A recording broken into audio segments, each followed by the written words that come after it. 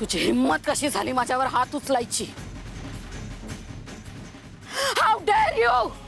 काय हक्क आहे तुझा आमच्यावर? निघून गेला होतास ना आम्हाला सोडून, मग का परत आलायस? कशासाठी परत आलायस? कुठल्या हक्काने तू माझ्यावर हात उचललास? भैरवी वसेवर हात उचललायस तू. घोर चूक केलीये तू तुझ्या आयुष्यातली. अजिबात नाही भैरवी. खरं तर हे खूप अगोदर मी तुझ्याबरोबर केलं पाहिजे होतं. तू जे केलंस ना त्याची परतफेड समज माझ्याकडून. आणि आता निघ इथून. आम्हा दोघांना तू इथे नको आहेस. मुळीच नाही. मी इथून जाणार नाही. जोवर मी ताराला माझ्या सोबत नेत नाही तोवर मी इथून हलणार नाहीये. भैरवी, तमाशा करू नकोस. त्याचा काहीही उपयोग होणार नाहीये. तमाशा मी करते. मी तमाशा करते. मग ठीक आहे. मग आता कान उघडून ऐक. मी जोवर ताराला इथून घेऊन जात नाही तोवर मी इथून हलणार नाहीये. आणि तारा जर माझ्या सोबत आली नाही तर मी आत्ता इथे या क्षणी माझा जीव देईन. मम्मा काय बोलतेस हे? तुझ्या मनासारखा बाबा म्हणून तू कुठल्याही ताराला जातेस आता? तारा अगं नाटक करते ती. नाटक करण्यात एकदम उस्ताद आहे. तिच्यात एवढी हिंमतच नाहीये की ती स्वतःचा जीव घेईल. तिचं स्वतःवर इतकं प्रेम आहे की ती स्वतःला मारू शकत नाही. तुला असं वाटतंय मी पोकळ धमकी देते तुला? मग बघ, आज माझं जे काय बरं वाईट व्हायचंय ना ते हिच्या समोरच होऊ दे. रिअली? हो का? मग धमकी कशाला देतेस? दे ना जीव. चेष्टा वाटते तुला? मला अजिबात चेष्टा वाटत नाहीये. तुला जीव द्यायचा आहे ना, मग गो अहेड, दे जीव. आम्ही कोणीही तुला अडवणार नाही. तुमचं काय चाललंय लहान मुलांसारखं? बात करा आता हा तमाशा. मम्मा काय बोलतेस, काय वागतेस, कळतंय का तुझं तुला? हे बघ, असं वागून ना काहीच साध्य होणार नाही. हा, तुला जर वाटत असेल की हे सगळं वागून तुझ्या मनासारखं होईल तर नाही. तू माझ्या मनातून उतरत जाशील अजून. आणि पप्पा बरोबरच म्हणाले, तू कधीच बदलणार नाहीये. तू कधीच बदलणार नाहीयेस. आणि आता बाद झाला, आता बोध झाला आता तमाशा. हे बघ, तू जा इथून. मी तुझ्या पाया पडते. तू पुन्हा मला भेटण्याचा प्रयत्नही करू नको. जगू दे ग मला. तू जा इथून. तू नकोस मला. तू जा.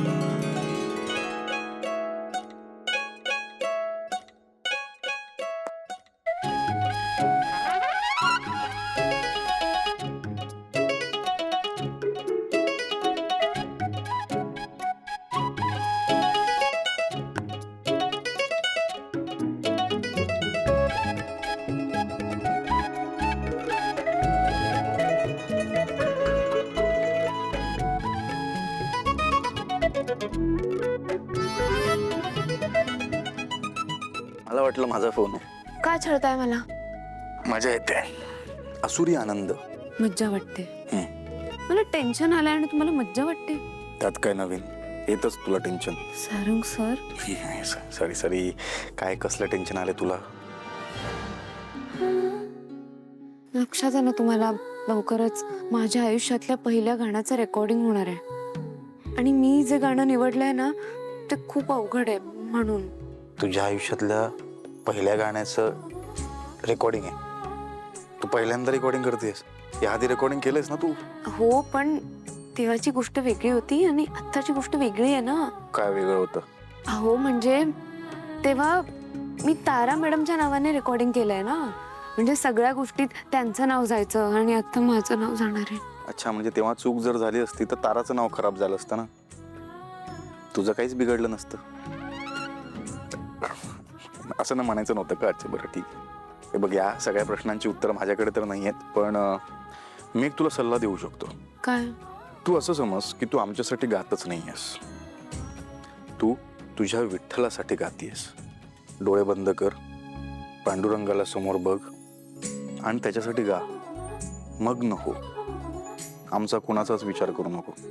बाकी सगळं तो बघून घेईल. विश्वास ठेव त्याच्यावर. तुम्ही सगळ्याच गोष्टी किती सोप्या करता. गोष्टी सोप्याच असतात, तू अवघड करतेस. गप्प. सॉरी.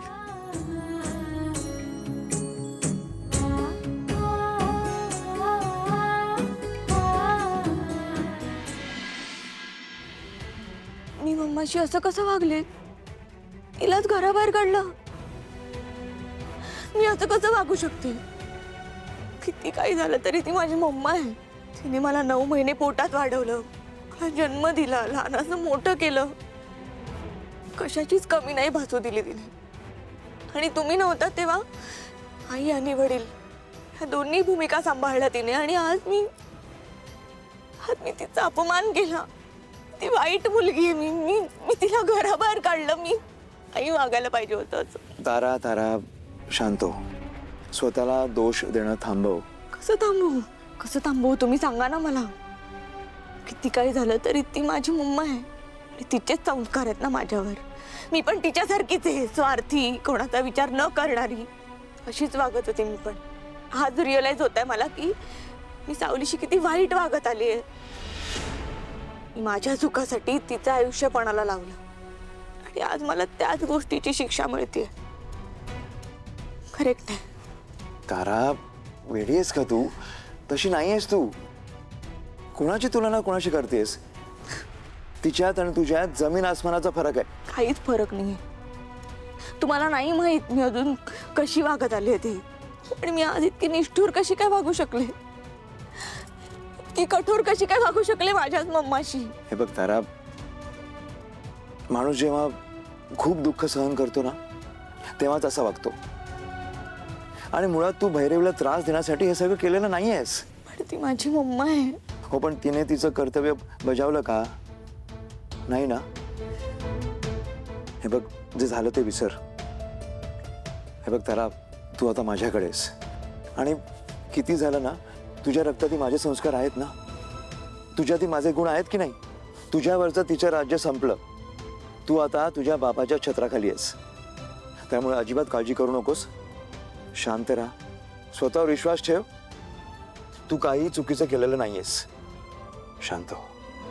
ऐक, चल चल, वेळ झाला बघ. मला लवकर जायचं होतं तर सांगायचं ना मला. आता नाही, मी एक काम करते, बबलू सोबत तुमचा डब्बा मी पाठवते. बाहेर जेवीन, चांगलं मिळतं. बाहेरची खायची काय गरज आहे? मी घरचं देते ना तुम्हाला. अगं तो बिझी असेल ना, मी खाऊ शकतो ना बाहेर. काय रे? दादा, थोडं बोलायचं होतं तुझ्याशी. हा, बोल ना. काय झालंय? काय रे, बोल ना, काय झालं? दादा, मला माहिती आहे मम्मी तुला सांगितलंय, तरी पण मी तुला सांगतो की ऐश्वर्या कुठे आहे हिचं तुला माहित असेल तर मला प्लीज सांग. माझ्यापासून काही लपवू नकोस. खाल फील मी. हा, तुझा काही कॉन्टॅक्ट झालाय का ऐश्वर्याशी? म्हणजे ती काही बोलली का तुला, की आपल्या घरातलं कोणी काही बोललंय तुला? नाही दादा, कोणी काही बोललं नाहीये. जेव्हा तू बाहेर होतास तेव्हा तुला शोधून काढायला ऐश्वर्याने मदत केली होती. आता ऐश्वर्या नाहीये तर तिला शोधून काढायला तू मदत करशील अशी अपेक्षा आहे माझी. प्रयत्न करतोय मी,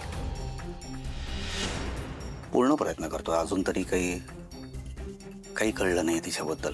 कळलं ना, मी तुला पहिले येऊन सांगेन. टेन्शन नको, सापडेल ती. थँक्स दादा.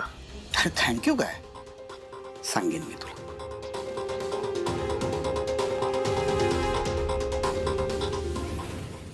काय काय बोलली नाहीस ना तू? तुमची शपथ. जा डबा घेऊन ये. हा, थांबतो.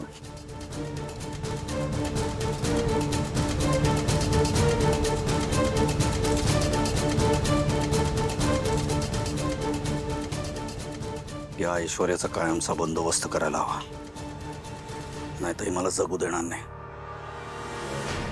हॅलो.